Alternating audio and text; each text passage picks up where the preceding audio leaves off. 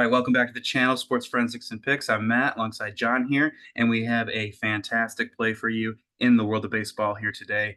The series with the San Diego Padres traveling to the LA Dodgers here today, tonight actually, and it's going to be a fantastic game, fantastic series. We're both very excited about it, and the over/under was originally seven and a half runs. It has moved to 8 runs. So we are going to be examining that line here in today's video. John, what are you thinking? What are you thinking about this series? I think it's going to be an awesome series. I mean, I'm originally from San Diego. I live in LA now, but I was always a Dodgers fan. But I was always also a Padres fan. My favorite player of all time, obviously, Tony Gwynn. Mr. 1-9, Mr. Padre. So the Padres have always been a team like any other San Diego team where when they were able to farm their players, their organization to the point to where they're ready to make a run, then they would invest and maybe grab a free agent or two and truly do that. In fact, Tony Gwynn, I think the greatest thing he did, apart from all of his batting accolades and the way he absolutely owned the greatest pitchers in the game, the greatest thing he did was he took two Padre teams, at both ends of his career to a World Series, and so I have to give respect to Tony.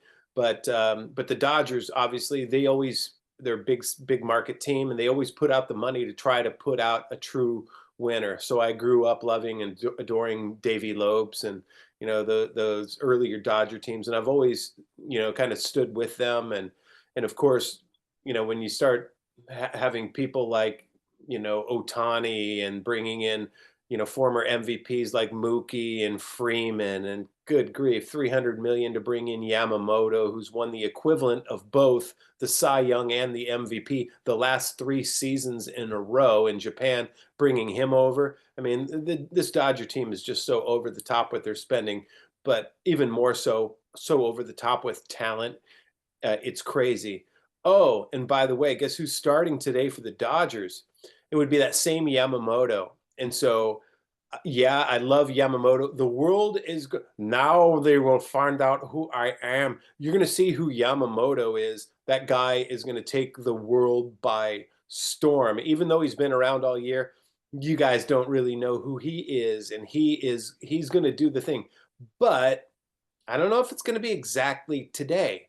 And so as we were talking, Matt, about this over-under line, I thought at 7.5 for Dylan Cease, who, by the way, threw a no-hitter against the Nats this year.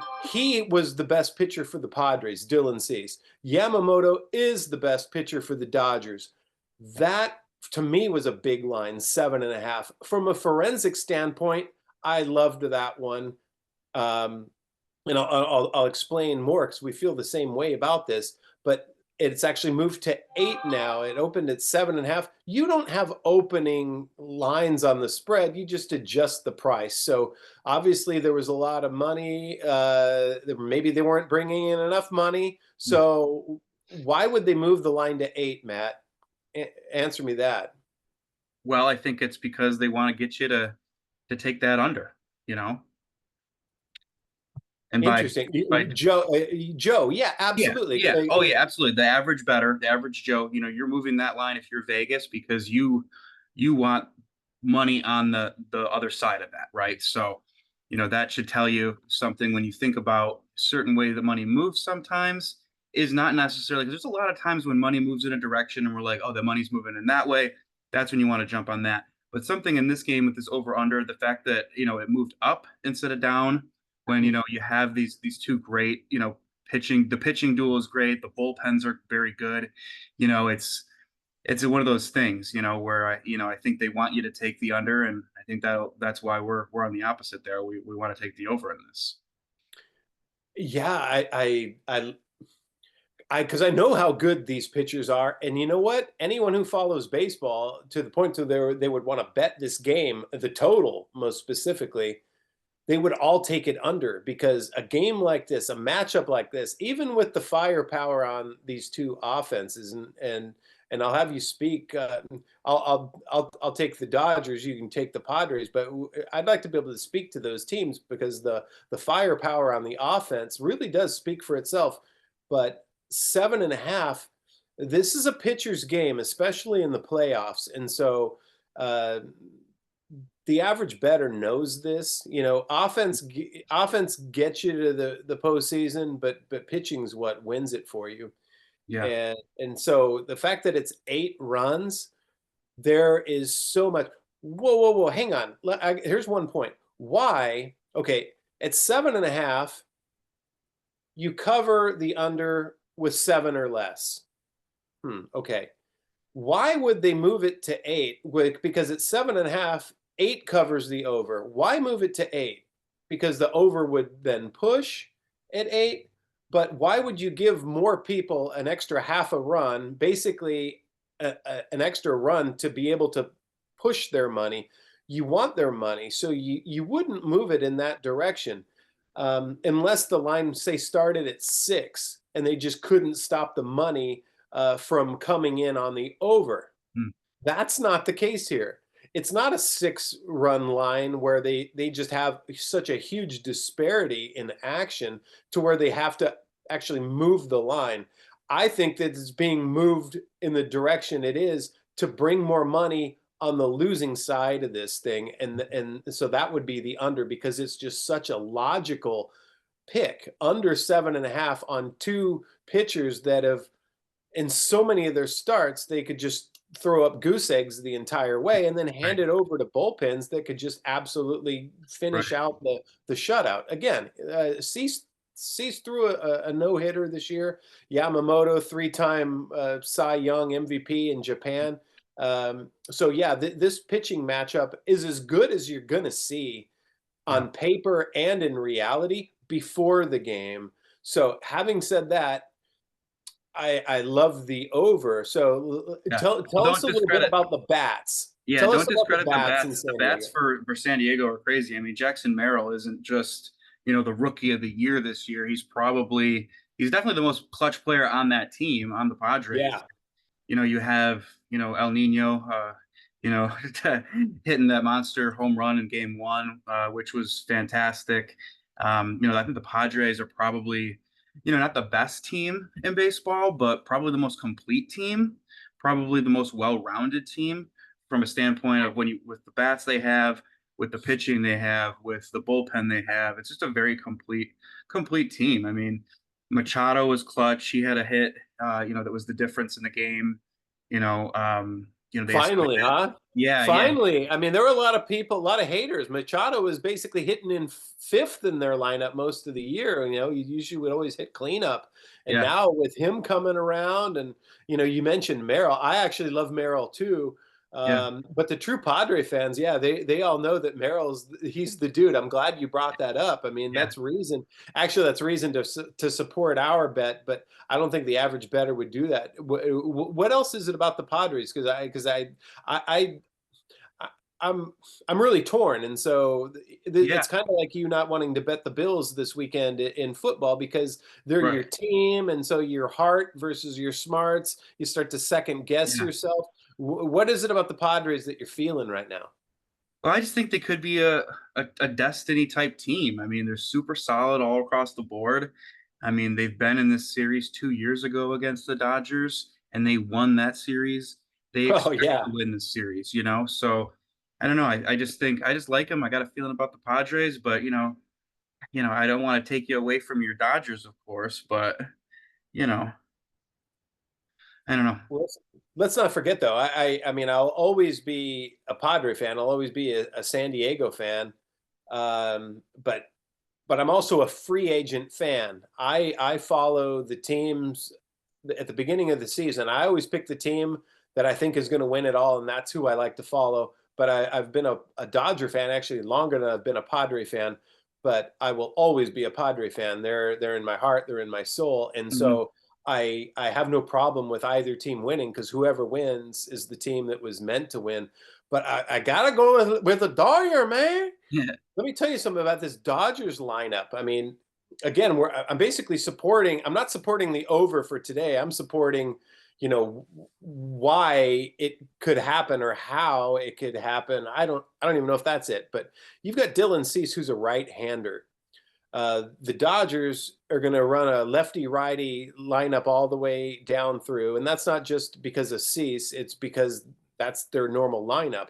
They churn through starting pitchers and they basically will force you to make moves against them, and they will tire you out. But number one, they've got Otani. Okay. Mhm. Otani, okay, I don't need to say anything about him. Then hitting second as a righty, and he's a lefty. As a righty, you got Mookie Betts. Then back to a lefty in Freddie Freeman. Then back to a righty in Teoscar Hernandez. Then back to a lefty. Well, they'll probably put Gavin Lux there because they would rather hit. I would think Muncy will probably hit seventh because they want kind of a base hitter, more kind of guy, hitting fifth. You don't want to have too much of the Dodgers learn. They don't want to be as top heavy Yeah. as they had been the last two seasons.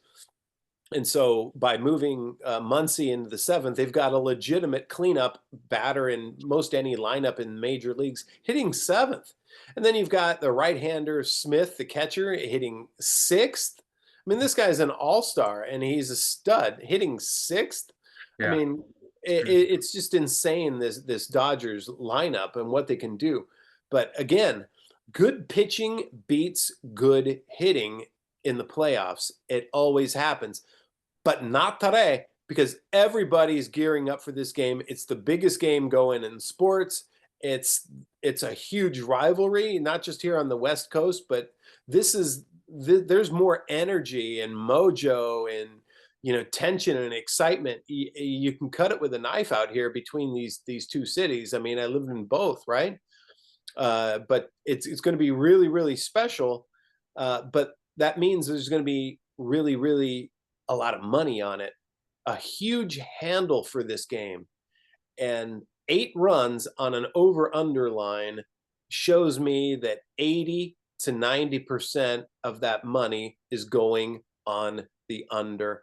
And just like you said, Matt, to your point, we're not going to be on that. Mhm. Good. Not today. Not So today. so I love Yamamoto. I just think that they'll probably squeeze the plate a little bit. This is what I think is going to happen.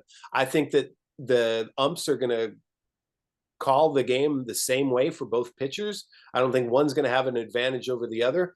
I just think that it's going to be a tight plate. If the ball's off the plate, I don't expect it to be called a strike. Hmm. And so what's that going to do? It's going to create walks. It's going to put Mhm. players on base. And Base. both of these pitchers are like guys that have whip numbers, walks plus hits Mhm. divided by innings pitched.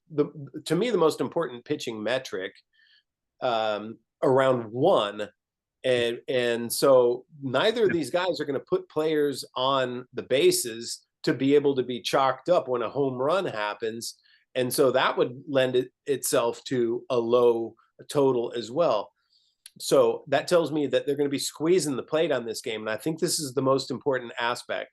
I'm going to take the Dodgers to win the game because it's the opening and it's Yamamoto's coming out. The Dodgers bats are going to show up. The Padres probably will too, to a certain degree. I would expect that. They're both Mhm. going to deal with the same.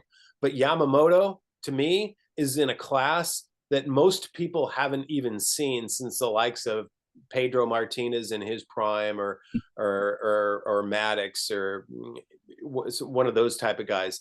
But he's better because he's faster and he's got all the same weapons as those guys. And so we're going to see why he was the 3-time Cy Young and MVP guy in Japan. So the Dodgers might put up 10 runs because they've got an offense that's conducive to that, no matter who takes the rubber against them. Well said. Well, we're on the over. Over 8. We're on the over.